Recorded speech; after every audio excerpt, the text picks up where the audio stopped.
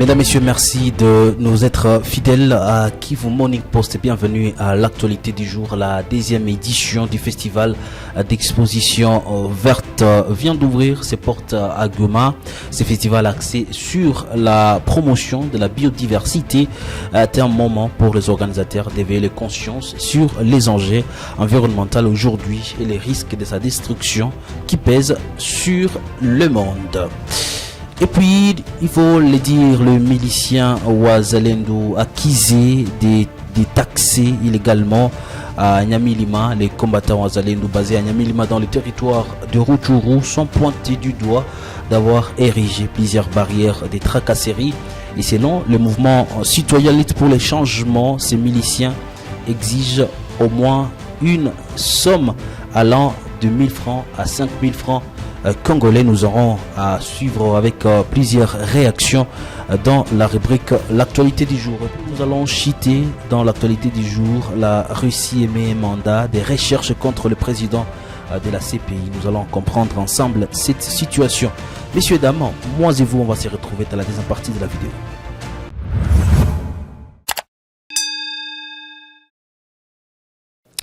La deuxième édition du festival d'exposition verte vient d'ouvrir ses portes à Goma ce mardi 26 septembre 2023.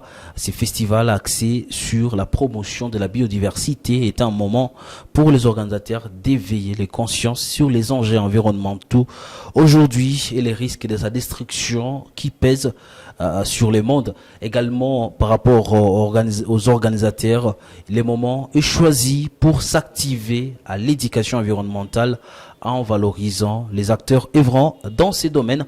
Ici, je propose de suivre l'intervention de l'un des organisateurs. Et pour la question, quel message que nous pouvons passer au monde? C'est montrer au monde entier qu'également il y a des jeunes qui travaillent dans ces domaines de l'environnement, susciter la prise de conscience de ces jeunes. Parce que montrer la compétence des jeunes qui travaillent dans ces domaines de l'environnement, mais si vous avez vu les jeunes qui travaillent matin, midi et soir pour la protection de l'environnement à travers la création des entreprises grâce aux déchets, ils les transforment. Nous avons voulu, à part du côté scientifique, mettre aussi dans les côtés aussi l'éducation environnementale, mais aussi valoriser ces entreprises. Parce que nous avons vu que réellement ces secteurs, les entreprises vertes sont un peu négligées par rapport. Il y a des frais qui arrivent, il y a des frais carbone qui arrivent, mais ces jeunes n'en bénéficient pas. Alors pour nous, c'est susciter, avoir cette prise de conscience et aussi les réunir ensemble pour faire la lutte du réchauffement climatique ensemble. Avant de se rendre à Rutshuru, une femme a été violée par des bandits porteurs d'armes au village Murambi. Nous sommes en groupement Munigi en territoire de Nyiragongo dans la nuit du lundi à mardi. L'incident a eu lieu aux environs de 22h où une femme a été violée par des hommes porteurs d'armes. Et il faut le dire, selon le rapporteur de la justice civile, celui-ci indique que actuellement la victime est internée dans une structure sanitaire locale, a déclaré donc Thierry Gassisiro. Et puis, comme je l'ai dit dans la première partie de la vidéo, les combattants Wazalendo basés à Nyamilima en territoire de Rutshuru sont donc pointés du doigt d'avoir érigé plusieurs barrières des tracasseries. Et selon le mouvement citoyen Lutte pour le changement Lucha, les groupes armés contrôlent ici à Nyamilima et partout dans le groupe Mabinza depuis une année. Il y a des barrières et taxes illégales ici et là. À Nyamilima, il y a une barrière au niveau de Paysana et l'autre à 40 km. Chaque moto est obligée de payer 1000 francs chaque jour. Si la moto a un colis, la taxe varie entre 3000 et 5000 francs congolais, a déclaré la Lucha en territoire de Rutshuru. Et puis vous le savez, le nouveau commandant de la force de l'FIB est arrivé à Beni hier. Qu'est-ce que ce commandant aura comme défi à relever et comment s'est passé l'événement de la cérémonie? Je propose de suivre ces commentaires portés par Merveille Zawadi sous les images de notre permanent à Beni, Isaac Bingeve.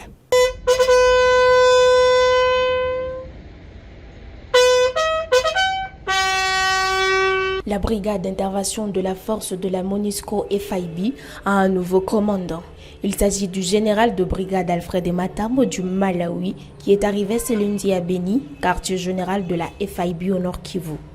Il remplace à ses postes son compatriote Enoch Bolamoyon-Tonia en fin de mission depuis 2 semaines. Le général Alfred Matambo arrive à la tête de la FIB à un moment crucial où la MONUSCO est dans une période de transition. Plusieurs défis attendent le général Matambo, notamment la persistance de l'activisme de rebelles, les ADF. Dans une brève interview accordée juste à sa descente d'avion à l'aéroport de Mavivi à Beni, le général Matambo a déclaré qu'il était conscient des critiques qui accusent la FIB d'inefficacité. Pour lui, c'est juste une question de perception. La FIB agit et fait du bon travail, a-t-il affirmé. Avant de conclure, je suis venu pour poursuivre ce travail. Rappelons que ce nouveau commandant de forces onusiennes de l'ONU intervient alors que la RDC a demandé à l'ONU d'accélérer le retrait des troupes de forces onusiennes en RDC d'ici fin de l'année 2023. Martin Fayoulou s'est donc exprimé par rapport à la situation et à la question du processus électoral. Je vous propose de suivre un extrait de son adresse et ses inquiétudes par rapport à ces processus électoraux qui vont se passer en République démocratique du Congo où les élections prévues au mois de décembre. Suivez ici un extrait. Martin Fayoulou Madidi. Très chers compatriotes, 5 ans après le plus grand hold-up électoral africain du siècle, notre pays va très mal et rien ne marche. Quand on voit la légèreté avec laquelle les institutions de l'État regardent tous les signaux qui assombrissent le ciel de notre patrie et qui risquent de conduire le pays à un chaos aux conséquences incalculables, comment ne pas faire le constat que le Congo est miné au sommet de l'État par des forces centrifuges qui travaillent à sa balkanisation.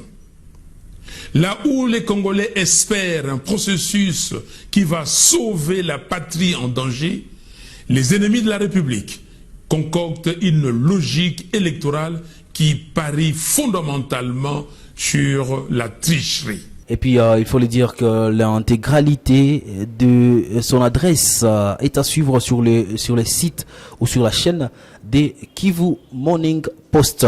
Et pour finir, l'actualité du jour, la Russie émet un mandat de recherche contre le président de la CPI. Selon le RFI, il a été placé sur la liste des personnes recherchées du ministère de l'Intérieur russe. La CPI avait émis un mandat d'arrêt international contre le président Vladimir Poutine et le commissaire russe aux droits de l'enfant, Marie, en mars dernier. Et puis, il faut le dire que le procureur de la Cour pénale internationale avait accusé l'homme fort de la Russie des crimes contre l'humanité pour déportation d'enfants. L'annonce du mandat d'arrêt contre Poutine avait occasionné son absence au sommet BRICS et prévu le 22 au 24 août à Johannesburg. Suite à cette annonce de Moscou, les autorités ont finalement accepté de mettre des véhicules blindés à la disposition de représentants de la Cour ciblés par Moscou, selon nos confrères de la radio France Internationale. D'autres informations, nous allons nous rendre donc sur le www.kivumorningpost.cd pour être à la une de l'information. Moi, je vous retrouve très prochainement pour un autre numéro. D'ici là, portez-vous bien.